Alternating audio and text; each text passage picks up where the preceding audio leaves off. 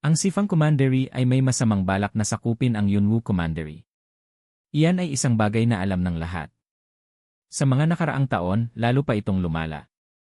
Ang mga mag-aaral na ipinadala ng ating bansa sa West Campus para magsanay ay dumaranas ng pagmamalupit at diskriminasyon mula sa mga puwersa ng Sifang Commandery. Dahil dito, ang katayuan ng ating mga mag-aaral ay nayuyurakan hanggang sa kaibuturan. Kung hindi natin maibabalik ang dangal na ito, mahihirapan ng makabangon ang mga mag-aaral ng ating bansa dito sa West Campus. Ganito pala yon?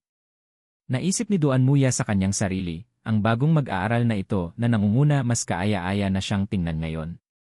Pagkalipas ng 19 na araw, si Zhang Ruchen ay masigasig pa ring nagsasanay sa loob ng Time and Space Spinel.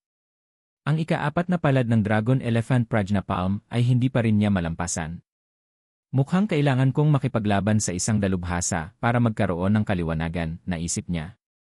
Kaya't lumabas ang binata. Nasaan si Little Blackie? Gusto niyang sanayin ang kanyang mga galaw kasama ito, ngunit nagtago ito. Little Blackie, nasaan ka? Biglang may narinig siyang pagtatalo mula sa labas ng pinto. Matabang pusa. Kung hindi ka paalis dyan, papatayin kita. Si Zhang Ruchen ay nasa gun, closed-door cultivation. Pinapayuhan ka ng emperador na ito, tumutukoy si Blackie sa sarili, na umalis ka na agad. Kung gagalitin mo ang emperador na ito, hindi magiging maganda ang kahihinatnan mo. Talaga ba? Subukan nga nating hiwain ka. Ha. Munting babae na mabaho ang hininga. Ang lakas ng loob mong magsalita ng mayabang sa harap ng emperador na ito. May tapang ka nga. Huling payo ko sa'yo, umalis ka na para sa akin, sigaw ni Huang Yanchen. Ayaw mong tanggapin ang magandang alok, gusto mo pa ng parusa, ha? Sumugod ang matabang pusa para umatake. Ngunit sa isang hawilang ng espada, tinamaan si Little Blackie sa ulo at tumumba ito. Matabang pusa, napakabilis mo pero para sa akin, masyado ka pa ring mabagal. Babaeng mabaho. Ang sakit ng hampas mo. Nagagalit na ako sa'yo. Sumugod ulit ang pusa. Ngunit ganoon pa rin ang resulta, natumba siyang padapa. Babaeng mabaho. Hindi mo ba alam ang tuntunin na huwag mong saktan ang mukha? Galit na galit ang pusa. Ang pusang ito ay nakakapagsalita pala. May kalaro na ako ngayon, si Duan Muya, na nakasilip sa likod ng pinto, ay nagmamasid. Ikaw na matabang pusa, walang hiya ka, tulad ng amo mo. Puputulin ko ang dila mo ngayon. Mew mew. Babaeng mabaho, lalabanan kita hanggang kamatayan. Senior Sister Huang, magaling na ba ang sugat mo? Lumabas si Zhang Ruchen mula sa pinto. Hindi ko alam kung ano ang kailangan ni Senior Sister sa pagpunta rito. Naglakas loob ka pang lumabas, ha? Sakto. Humanda ka ng mamatay. Itong baliw na babae, tamang-tama ang dating. Tignan natin kung gaano nakalakas si Zhang Ruchen, naisip ni Duan Muya. Zhang Ruchen. Isang karangalan na para sa iyo ang mamatay sa aking mga kamay. Sumugod si Huang Yanchen para umatake. Agad na binuksan ni Zhang Ruchen ang kanyang space domain, lumilikha ng isang pananggalang. Hindi kaya't aasa si Zhang Ruchen sa kanyang genuine ki para pigilan ang pinakamalakas na atake ni Senior Sister Chen. Nagpakita ng pagkalito si Duan Muya. Hindi ito simpleng pagpapalabas lamang ng genuine ki. Anong klaseng makapangyarihang teknike ang sinanay ng batang ito? Bumalik sa laban, sumugod si Huang Yanchen, ngunit hindi niya matagos ang depensa ni Zhang Ruchen. Masyadong marahas ang lakas nitong si Senior Sister Huang. Kung magpapatuloy ang harapan naming sagupaan, baka hindi ko nakayanin pa, naisip ni Zhang Ruchen. Isang malakas na ugong ang umalingaw-ngaw, na puno ng alikabok ang paligid. Ang espiritual na enerhiya ay nagkalat kung saan-saan. Sa pagtingin sa sitwasyon dito sa Dragon Martial Hall, mukhang malaki ang posibilidad na hindi nakaligtas ang bagong mag-aaral na yon, usapan ng mga nasa labas. Nang makita ito, nagmadaling lumitaw si Duan Muya para mamagitan. Senior Sister Chen, kumalma ka muna. Sumugod siya para harangin ang atake nilang dalawa. Senior Sister Duan Mu. Ikaw muna ang umalis, ako na ang bahala rito. Zixi, pangalan ni Duan Muya, umalis ka dyan. Kailangan ko siyang patayin ngayon, sigaw ni Huang Yanchen. Senior Sister Chen, si Zhang Ruchen ang numero 1 bagong mag-aral. Kung papatayin mo siya, tiyak na mapaparusahan ka ng mabigat. Kung hindi maayos ang paghawak dito, maaaring patawan ka ng parusa ng mga elder ng West Campus. Gaya nga ng hinala ko, may kinalaman si Duan Muya sa nangyari noong gabing iyon. Naisip ni Zhang Ruchen. Zixi, bakit mo ba ako palaging pinipigilan, ha? Senior Sister Chen, pinoprotektahan kita, hindi ko kinakampihan si Zhang Ruchen. Ayoko nang marinig yan. Kung pipigilan mo pa rin ako, bunutin mo na ang iyong espada. Zixi, pasensya na, Senior Sister Chen. Binunot ni Duan Muya ang kanyang espada. Nagsagupaan ang dalawa. Napakabangis ng mga galaw. Hindi maikakailan na ito'y labanan ng dalawang babaeng demonyo, si Zhang Ruchen ay nagmamasid mula sa malayo. Hindi ko inaasahan na pareho silang may espesyal na God-granted mark, ang Gale at ang Flying Snow. Zixi, kung pipigilan mo pa rin ako, huwag mo akong sisihin kung hindi na ako magiging magalang. Senior Sister Chen, kumalma ka muna. Kahit hindi ako kumilos, hindi siya mabubuhay ng lampas isang buwan. Anong ibig mong sabihin? Pumayag siyang makipaglaban kay Feng Zilin sa Life and Death platform pagkalipas ng 20 araw. Bagamat hindi itinuturing si Feng Zilin na nangungunang eksperto, sa kasalukuyang cultivation level ni Zhang Ruchen, ang pakikipaglaban sa kanya ay tiyak na kamatayan. Pagkalipas ng 20 araw, talagang lalaban ka sa Life and Death platform, laban kay Feng Zilin. Kung ganoon, hahayaan kitang mabuhay pa ng 20 araw. Kung matatalo mo si Feng Zilin, patatawarin kita. Kung matalo ka, kahit hindi ka niya patayin, ako mismo ang papatay sa'yo. Pagkatapos ay tumalikod na siya at umalis. Sa huli, sigurado ka bang matatalo mo si Feng Zilin? Kailangan ko ng kaunting tulong mula kay Senior Sister Duan mo. Maya-maya, nasa gilid na ng gubat ang dalawa. Senior Sister Duan mo, pakiingatan po. Ibigay mo lang ang buong lakas mo. Man Elephant Earth Stomp. Dragon Elephant returning to field.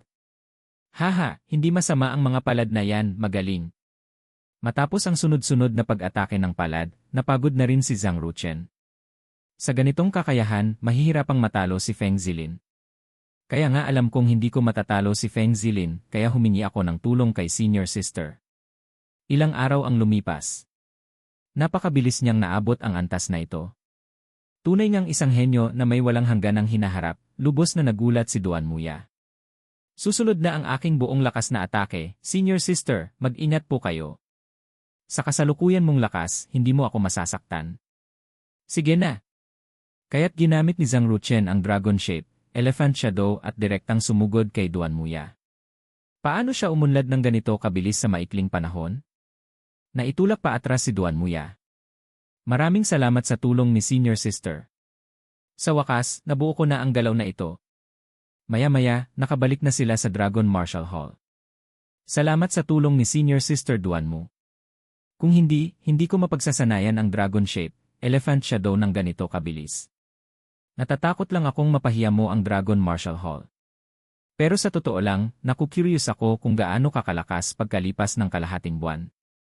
Malalaman ni Senior Sister sa Life and Death platform pagkalipas ng kalahating buwan. Nga pala, anong antas ng God-granted mark ang nabuksan mo? Level 6. Bukod pa riyan, nabuksan ko na ang God-granted mark noong 2 taong gulang pa lang ako. Hindi katakatakang nasa Great Perfection ka na ng Xuanji Realm, Heaven Realm, sa edad na 3 o 14, 13 tandang bawas 14 na. Ganoon pala kataas ang iyong likas na talino. Nang marinig ito, sumimangot si Duan Muya na tila naiinis. Paano nangyari yon? 18 taong gulang na ako ngayon. At wala akong ganoong pambihirang talino. Medyo espesyal lang ang cultivation technique na sinasanay ko. Maliban kung mawala ang aking genuine ki, ang aking panlabas na anyo ay mananatili sa itsura noong nasa unang antas ako ng pagsasanay. Narinig ko na ang Moon Worship Demonic Sect ay may isang uri ng 8 Desolation 6 Directions Technique, Bai Hong Li Yeni, na medyo katulad ng technique na sinasanay mo. Sinabi mo bang 8 Desolation 6 Directions Technique? Biglang napatayo si Duan Muya. Bakit ka biglang nag-react ng ganyan? Alam mo ba ang teknike na ito? Hindi ko pa narinig na may ganoong teknike ang Moon Worship Demonic Sect. Paano mo nalaman? Hindi mapakali ang kanyang mga paa. Siguradong may kaugnayan siya sa demonic sect, naisip ni Zhang Ruchen. Market Academy. Kung espiya ka ng Moon Worship Demonic Sect, hindi ka palalampasin ng senior sister na ito. Paano mangyayari yon? Narinig ko lang. Sa nakaraang buhay ko, nakaraang karanasan, nagkataong nabasa ko ang tungkol sa teknike na ito. Kulang lang ang huling volume na nasa punong tanggapan ng Demonic Sect, kaya hindi ko pa nabasa. Bakit ka nagulat nang marinig mo ang 8 Desolation 6 Directions technique? Wala, natakot lang ako sa Moon Worship Demonic Sect. Ito ay isang bawal na paksa dito sa Kunlun Realm. Tama na, huwag na nating pag-usapan ito. Hindi na kita abalahin. Inaasahan ko kung ano ang mangyayari pagkalipas ng kalahating buwan. Pagkatapos ay tumalikod na siya at umalis. Kalahating buwan ang lumipas. Sa Dragon Martial Hall, si Zhang Ruchen ay nagsasanay sa labas. Hindi ko inaasahan na nag-breakthrough na pala ang batang ito, Jesse. Ito ay ang Sword Following the Mind Realm pa lang. Sa isang maliit na bansa sa hangganan, maituturing na siyang henyo, pero dito sa Martial Market Academy, pangkaraniwan lang siya. Si Huang Yanchen ay nagmamasid mula sa likod ng pinto. Ngunit bigla siyang may napansin. Ito ay hindi ordinaryong Sword Following the Mind, ito ang Advanced Realm ng Sword Following the Mind. Paano nagawang maabot ng batang ito ang Advanced Realm ng Sword Following the Mind? Sa realm na ito, tila magagamit niya ang mga bulaklak at dahon bilang sandata. Kahit na naabot mo pa ang Advanced Realm ng Sword Following the Mind, malamang hindi mo pa rin matatalo si Feng Zilin. Kahit hindi ka mapatay ni Feng Zilin, mamamatay ka pa rin sa ilalim ng aking espada. Anong tinitingin-tingin mo dyan? Halika, samahan mo akong bisitahin ang ika-4 na kapatid, lumabas si Zhang Ruchen. Talaga bang itinuturing mo ang emperador na ito bilang iyong utusan, ha? Hindi ako susunod sa utos mo. Bahala ka. Biglang, humahangos na pumasok si Liu Chengfeng. Named Prince. May malaking nangyari. Habang ikaw ay naka-closed door cultivation, patuloy na ginigipit ng Sifang Commandery ang ating mga mag-aaral. Marami na ang nasaktan. At saka, 2 mag-aaral na lumabas para sa misyon ang nawawala. Malamang ay pinaslang na sila. Ang mga elder ng academy, hindi ba sila kikilos?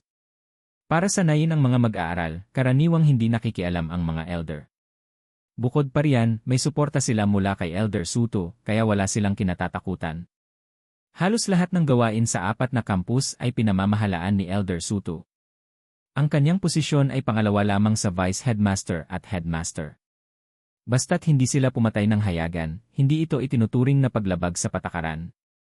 Ginagamit nila itong dahilan para gantihan tayo.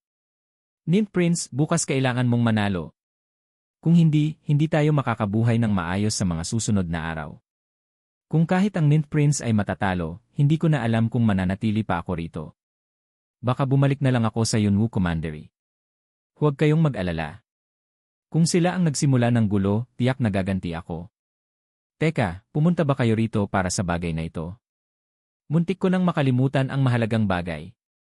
Nabalitaan ko na sina Nixuan at si Zhao, kasama ang isang grupo mula sa Sifang Commandery, ay pinuntahan ang 4th Prince. Kikilos sila ngayong gabi para guluhin ang isip mo. Para maapektuhan ang iyong kondisyon bukas sa life and death platform. Huwag silang umasa. Dalhin mo ako agad sa kinaroroonan ng ika-4 na kapatid. Gusto kong makita kung sino ang maglalakas loob na kumilos. Lumipat ang eksena kay Zhang Xiaochu, 4th Prince. Bugbog sarado na siya. Zhang Xiaochu. Magaling na ang kamay mo. Pero ang kamay ko ay tuluyan ng pinilaya ng Nint brother mo. Ano sa tingin mo ang dapat nating gawin dito, ha? Sabihin mo lang na si Zhang Ruchen ay isang duwag na pagong, isang takot, at palalagpasin kita. Huwag kang umasa. Naniniwala ka bang puputulin ng Nint brother ko ang natitira mong kamay? Talagang hindi ka marunong tumanaw ng utang na loob. Mas mabuti pang putulin ko na lang ang kamay mo. Hinugot ng babaeng may gintong buhok ang kanyang maikling espada at lumapit. Biglang sumugod si Zhang Ruchen at gamit ang 2 daliri ay binali ang sandata nito. Hindi mo naman siguro sasaktan ng isang babae, di ba? Nagpakita ng takot ang babae. Pero hindi ka babae. Isa kang masamang babae. Sumugod si Zhang Ruchen at sinuntok ito ng malakas, tumalsik ito sa malayo. Zhang Ruchen! Akala mo ba talaga wala akong magagawa sa'yo, sigaw ni Nixuan. Ngunit sa isang iglap, tumama sa mukha niya ang isang sipa, tumalsik siya sa malayo. Ang pagmamalupit sa ika-4 na kapatid ko, iyan ba ang tinatawag mong kakayahan, ha? Halikayo, sabay-sabay na kayo, lalaruin ko kayo. Zhang Ruchen, huwag kang mayabang. Hindi ko pa ginagamit ang buong lakas ko. Gusto lang kitang bigyan ng daan para mabuhay. Kung hindi ka marunong makisama, huwag mo akong sisihin kung hindi ako magiging magalang. Bumangon muli si Nixuan. Hanggang ngayon ba nagyayabang ka pa rin, hamon ni Zhang Ruchen? Kaya't ginamit niya ang kanyang killing move, Blood Ki Condensing Weapon, na bumuo ng isang higanteng espada na gawa sa dugo. Nangangako ako sa ngalan ng banal na Emperatrice, na may dakilang kapangyarihan at kabutihan, kung matalo ako, hinding-hindi ko naguguluhin pa kayo ni Zhang Xiaochu. Pagkatapos ay iwinasiwas niya ang espada at sumugod. Blood Ki Condensing Weapon lang pala, umakyat si Zhang Ruchen para umiwas. Isang palad na ito, tingnan natin kung masasalo mo, gumanti si Zhang Ruchen. Tumalsik si Nixuan sa malayo matapos matanggap ang atake, nawalan ng kakayahang lumaban. Sino pa ang gustong lumaban sa akin? Tanong ni Zhang Ruchen. Akala niyo ba talaga walang sinuman sa mga prinsipe ng Yunwu Commandery? Ngayon, sisingilin ko ang pagkakautang niyo para sa kapatid ko. Zhang Ruchen, ano nang ipinagmamalaki mo? Mabubuhay ka pa ba bukas? Hindi mahalaga kung manalo o matalo ako bukas. Ngayong gabi, tuturuan ko kayo kung ano ang ibig sabihin ng paggalang sa kapwa mag-aaral. Agad na ginamit ng dalawang kalaban ang Blood Ki Condensing Weapon. Iyan na namang lumanyong galaw. Nakakabagot. Mga kapwa mag-aaral mula sa Sifang Commandery, sino pa ang gustong humamon? Itatanong ko ulit, mayroon pa bang taga Sifang Commandery na gustong humamon? Nakakatakot itong si Zhang Ruchen. Ganoon na lang kadali niyang natalo si Wang Lang at King Haichen. Mukhang mapapahamak na ang mga bagong mag-aaral ng Sifang Commandery, nagkakagulo ang mga tao sa ibaba. Kung wala nang hahamon, kung gayon, ako na lang ang makikipag-spar sa inyo isa-isa. Nang makita ito, nagsalita si Liu Chengfeng. Mga ganitong kaliit na bagay, kailangan pa bang ang Ninth Prince ang kumilos? Hayaan niyo na kami ng mga kapatid ang magturo sa mga hamak na ito. CJ. Pero tandaan, maghinay-hinay lang. Kaya't si Liu Chengfeng, na may mapanganib na ngiti, ay lumapit sa grupo ng Sifang Commandery. Mga kapwa mag-aaral, maaari bang makipag-spar sa inyong abang lingkod, ha? Fourth Prince, sumama ka na rin sa lahat. Para matandaan nila ng mabuti. Kung ganoon, hindi na ako magpapakumbaba. Tapusin na natin ang ating mga pagkakautang. Sumulong din si Zhang Xiaochu. Maya-maya. Ang grupo mula sa Sifang Commandery ay bugbog sarado na. Tama na yan, Zhang Ruchen. Lahat tayo ay mag-aaral ng West Campus, masyado na kayong marahas kung kumilos. Lumitaw si Feng Zilin at sumigaw. Marahas kami kumilos? Noong binali mo ang dalawang kamay ko, bakit hindi mo naramdamang marahas ka? Sagot ni Zhang Xiaochu. Zhang Xiaochu, akala mo ba mapoprotektahan ka ni Zhang Ruchen? Hintayin mong mamatay siya sa life and death platform, dahan-dahan kitang aasikasuhin. Feng Zilin. Sa tingin mo ba talaga mananalo ka? Kung ganoon, ngayong gabi na tayo umakyat sa life and death platform. Hindi ko alam kung maglalakas loob ba ang Ninth Prince. Ninth Prince, huwag kang mahulog sa patibong niya. Nakipaglaban ka na sa 3 malalakas na kalaban. Kung lalabanan mo siya ngayon, dehado ka, pigil ni Liu Chengfeng. Wala namang kaso, sagot ni Zhang Ruchen. Mas maagang matapos ang gulo, mas mabuti. Bakit, young Master Liu, may opinion ka ba? O gusto mong ako muna ang makipaglaro sa'yo? Hindi kita kalaban. Walang silbi ang paggamit ng reverse psychology sa akin, hehe. Ikaw na walang hiya ka. Hintayin mong mapatay ko si Zhang Ruchen, babalikan kita para asikasuhin ka. Ninth Prince, dahil pumayag ka na sa laban ngayong gabi, hindi ko nasasayangin ang laway ko pa. Anumang samaan ng loob, tapusin na natin lahat ngayong gabi. CJ. Magkita tayo sa life and death platform ngayong gabi. At dumating na nga ang oras ng pag-akyat sa plataporma. Paparating na rin ang 2 babaeng demonyo. Senior Sister Chen, mas maaga ka pa palang dumating kaysa sa akin. Ibig sabihin ba niyan, nag-aalala ka kay Zhang Ruchen, pang-aasar ni Duan Muya? Gusto ko lang makita kung paano siya papatayin ni Feng Zilin. Hehe, si Senior Sister Chen talaga, isang babaeng Kaushik Sinfi, nagsasabi ng iba sa nararamdaman. Iba ang iniisip sa sinasabi, naisip ni Duan Muya. Kasabay nito, dumating din ang grupo ni Zixi. Zhang Ruchen, patayin mo si Feng Zilin. May parte rin ako dyan. Hayaan mong ako ang lumaban kay Feng Zilin. Sa susunod na lang. Sa pagkakataong ito, hayaan mo na ako, mahinahong sagot ni Zhang Ruchen. Ikaw, ang ulo mo ay akin. Hindi ka pwedeng mamatay dito, nagpakita ng pag-aalala si Zixi. Ang West Campus ay hirap na makahanap ng isang henyo, hindi pwedeng mamatay siya. Kailangan ko siyang pigilan. Nagmamadaling tumakbo si Elder Xi Nantian. Ngunit pinigilan siya ni Elder Suto. Elder Xi, kumalma ka. 2 bata lang naman ang naglalaban. Bakit kailangan mo pang makialam? Ang alitan sa pagitan ng mga mag-aaral, hayaan mong sila na mismo ang lumutas. Kung mamatay si Zhang Ruchen dito, ibig sabihin lang noon ay wala siyang kapalaran na maging isang malakas na mandirigma. Maya-maya, dumating si Hu Jing at nag-abot ng isang kahon kay Elder Suto. Maraming salamat, Elder Suto. Ito po ay pasasalamat para sa inyo.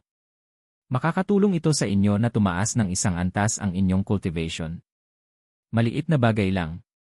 Ako ay mula sa Sifang Commandery, natural lamang na tulungan ko ang Commandery Prince na alisin ang panganib na ito, si Zhang Ruchen. Lumipat ang eksena sa life and death platform. Hindi ko talaga alam kung dapat ba kitang tawaging sobrang tiwala sa sarili o sobrang tanga. Hindi ko inaasahan na maglalakas loob kang umakyat sa life and death platform na ito. Ang dami mong sinasabi. Laban na. Kung gusto mong mamatay ng maaga, pagbibigyan kita. Agad siyang sumugod para agawin ang sandata. Sa life and death platform, may limitasyon sa sandata. Kung sino ang makakuha ng magandang sandata, siya ang may bentahe. Ngunit sa isang kisap mata, naagaw na ni Zhang Ruchen ang espada mula sa kamay nito at binigyan pa siya ng isang hiwa sa kamay. Paano nangyari yon? Mas mabilis pa sa akin ang batang ito. Ang espadang ito, bagamat walang inscription, ang materyales nito ay hindi basta-basta masisira ng hiwa. Batang ito, nagtagumpay kang galitin ako, nagpakita ng pagkainis si Feng Zilin. Susunod na ang huling sandali ng iyong buhay. Sa wakas, nalaman ko na kung bakit puro mga walang kwenta at mayayabang lang ang nasa Sifang Commandery. Puro pala salita lang. Iwinasiwas ni Zhang Ruchen ang kanyang espada at sumugod. Akala mo ba kapag mabilis ka ay walang tatalo sa'yo? Pero sa akin, wala kang silbi, sagot ni Feng Zilin. Akala mo ba bilis lang ang meron ako? Nagpalitan sila ng atake ng walang tigil. Ganoon kabilis si Zhang Ruchen. May pagkakataon kaya siyang manalo laban kay Feng Zilin, nagbulungan ang mga manonood sa ibaba. Impossible. Masyadong mababa ang cultivation level niya. Bilis lang ang meron siya, wala rin yung silbi. Bumalik sa laban, patuloy pa rin ang matinding sagupaan ng dalawa. Ang agwat ng ating cultivation level ay hindi mapupunan ng bilis lamang. Mamatay ka na, junior brother. Hindi ko inaasahan na ang kanyang genuine ki ay may elementong apoy pala. Tunay ngang kahanga-hanga. Kailangan kong mag-ingat, naisip ni Zhang Ruchen, habang mabilis na umiiwas sa nagliliyab na sibat na papalapit. Tunay ngang napakabilis mo, naiwasan mo ang isang atake ko. Tignan natin kung maiiwasan mo ang ataking ito. Isang higanting apoy mula sa langit ang bumagsak patungo kay Zhang Ruchen. Hindi kaya mapapahamak ang prinsipe? Siguro hindi naman. Nakalaban ko na siya noon. Palagi siyang gumagawa ng mga hindi inaasahang bagay. Mahirap maintindihan ang tunay niyang lakas kung hindi mo pa siya nakalaban o nakasama sa pakikipaglaban, sabi ni Zixi. Ang atake kanina ay nagdulot ng makapal na alikabok na bumalot sa plataporma. Ngunit nang unti-unting humupa ang alikabok, sa likuran ni Feng Zilin ay lumitaw ang isang 6 na talulot na bulaklak na kulay asul. Pagkatapos, isang atake ng Heaven Heart Piercing Plum, Tinks na may, ang bumagsak. Sa loob lamang ng ilang araw, ang kanyang cultivation ay tumaas ng kamangha-mangha. Kung gagamit siya ng killing move, baka si Feng Zilin pa ang matalo, naisip ni Duan Muya. Habang si Huang Yanchen naman ay nagpakita ng pagkagulat. Ano ba talaga ang kakayahan nitong si Zhang Ruchen at napakabilis ng kanyang pag-unlad sa cultivation? Sa di kalayuan, sa isang mataas na tor, isang babae ang tahimik na nagmamasid. Kawili-wili rin pala ang labanang ito. Itong si Zhang Ruchen, tunay ngang isang kalaban na karapat-dapat labanan. Tumumba si Feng Zilin matapos matanggap ang atake. Nang makita ito, sumigaw si Hu Jing. Zhang Ruchen, ang lakas ng loob mo. Nagawa mo pang sirain ang inscription ng Sifang Commandery kay Feng Zilin. Gusto mo bang magsimula ng gyera laban sa Sifang Commandery? Matagal ng kalaban ng Yunwu Commandery ang Sifang Commandery. Kaya wala akong pakialam sa inyong saloobin, mahinahong sagot ni Zhang Ruchen. Ikaw. Ikaw. Ikaw. Magaling. Hintayin mo lang ako. Sisiguraduhin kong mapupunta ka at ang Yunwu Commandery sa impyerno. Ha ha ha. Hindi ko inaasahan na maglalakas loob kang hamunin si Prince Hu Jing. Bumangon muli si Feng Zilin. Sa ganitong paraan, kahit patayin kita, tutulungan niya akong pagtakpan ito. Haha! Iwinasiwas ni Feng Zilin ang kanyang sibat at sumugod. Tumalon si Zhang Ruchen para umiwas. Kung may kakayahan ka, huwag kang umiwas. Harapin mo ako ng patas. Kung kahit damit ko ay hindi mo mahawakan, anong karapatan mong lumaban sa akin? Tanggapin mo ang isang hiwa kong ito. Nakakainis. Bakit napakalakas ng puwersa ng batang ito? Medyo naguluhan si Feng Zilin. Ang dalawang atake ay nagbanggaan, sumabog ang espiritual na enerhiya sa buong plataporma. Si Zhang Ruchen, napakabilis niya. May pagkakataon kaya siyang manalo laban kay Feng Zilin. Impossible. Masyadong mababa ang cultivation level niya. Bilis lang ang meron siya, wala rin yung silbi, usapan ng mga tao sa ibaba. Isang grupo ng mga mangmang. Paano nila malalaman ang hiwaga nito, naisip ni Duan Muya. Kung ang lakas ay hindi nalalayo kay Feng Zilin, doon lamang magkakaroon ng bentahe ang bilis. Kung hindi maglalabas si Zhang Ruchen ng pambihirang kakayahan, mahihirapan siya sa labang ito. Senior Sister Chen, sa ganitong lakas ni Zhang Ruchen, kaya niyang talunin si Feng Zilin. Tandaan mong tuparin ang iyong pangako na patatawarin siya. Bukod pa riyan, kayong dalawa ay nagkaroon na ng bigas na naging kanin, nangyari na ang dapat mangyari, bakit hindi ka masaya, pang-aasar ni Duan Muya. Kung babanggitin mo pa ulit ang bagay na yon, kahit manalo pa siya kay Feng Zilin, kukunin ko pa rin ang buhay niya. Si Senior Sister Chen talaga, pinapakita ang katangian ng pagiging Kaushik-Sinfi ng mga babae, walang magawang naisip ni Duan Muya. Bumalik sa laban, unti-unting humupa ang alikabok. Malaki ang agwat ng cultivation level niya sa akin. Bakit siya ang lamang, naisip ni Feng Zilin. Ang ganitong uri ng pambihirang tao, hindi talaga pwedeng hayaang mabuhay. Ano na, Senior Brother Feng? Habang naglalaban tayo, siguradong naramdaman mo na ang agwat nating dalawa, hindi ba? Wala nang saysay kung magpapatuloy pa tayo. Zhang Ruchen, nawala na ang huling pag-asa mo. Tiyak na papatayin kita para mapawi ang galit sa puso ko. Naglabas ng malakas na espiritual na enerhiya si Feng Zilin at sumugod. Ginamit din ni Zhang Ruchen ang Heaven Heart Guiding the Way, Tings Nle bilang ganti. Nagpalitan sila ng atake. Biglang napansin ni Zhang Ruchen, nahulog ako sa patibong. Ang kanyang pag-atras sulong ay para akitin ako sa loob ng kanyang blood aray. Crimson Flame Divine Strange Sword. Humampas pababa si Feng Zilin. Ginamit ang Heaven Heart Sword Defense, Tins Njin Zne, para sumalad. Nakabuo ako ng isang mid-level blood array. Kaya nitong palakasin ang aking sariling lakas habang pinipigilan ka. Patay ka na. Kaya't nasira ang depensa ni Zhang Ruchen. Tumalsik siya sa malayo dahil sa puwersa. Zhang Ruchen. Agad na napatayo si Huang Yanchen na may pag-aalala sa mukha, ngunit nagkunwari pa ring walang pakialam. Talagang wala akong masabi, naisip ni Duan Muya. Itong si Feng Zilin kung bibigyan siya ng sapat na yaman para sa cultivation, maaaring maging isang Xuanbang, profound board, martial artist siya, na siyahang naisip ni Elder Suto. Sa pagkakataong ito, patay ka na, puno ng kumpiyansang sabi ni Feng Zilin. Senior Brother Feng, mas malakas ka kaysa sa walang kwenta mong kapatid. Karapat-dapat kang tratuhin ng maayos, sagot ni Zhang Ruchen. Malapit ka nang mamatay pero ang lakas pa rin ng loob mo. Ihahatid ka na ng batang ito sa iyong huling hantungan. Dumagundong si Feng Zilin sa pagsugod. Sa kabilang banda, ginamit ni Zhang Ruchen ang Heaven Heart Gazing at the Moon, Tings Nle. Pagkatapos ay nagsagupaan sila, na puno ng alikabok ang paligid. Ito ang mataas na antas ng Sword Following the Mind. Hindi ko inaasahan na naabot na ni Zhang Ruchen ang ganitong antas sa murang edad, lubos na humanga si Elder Xi. Ito imposible, pinagpawisan si Elder Suto. Ang kanyang sword teknike, hindi ko inaasahan na ganito katindi. Kapag nag-breakthrough siya sa great perfection ng Xuanji Realm, Heaven Realm, tiyak na magiging isang suanbang martial artist siya na may hindi mababang ranggo, lubos na nagulat si Duan Muya. Ang pinakamataas na realm ng sword following the mind kahit ako, hindi tiyak na maaabot ko ito. Pero nagawa niya, nagpakita ng pagkalito si Huang Yanchen.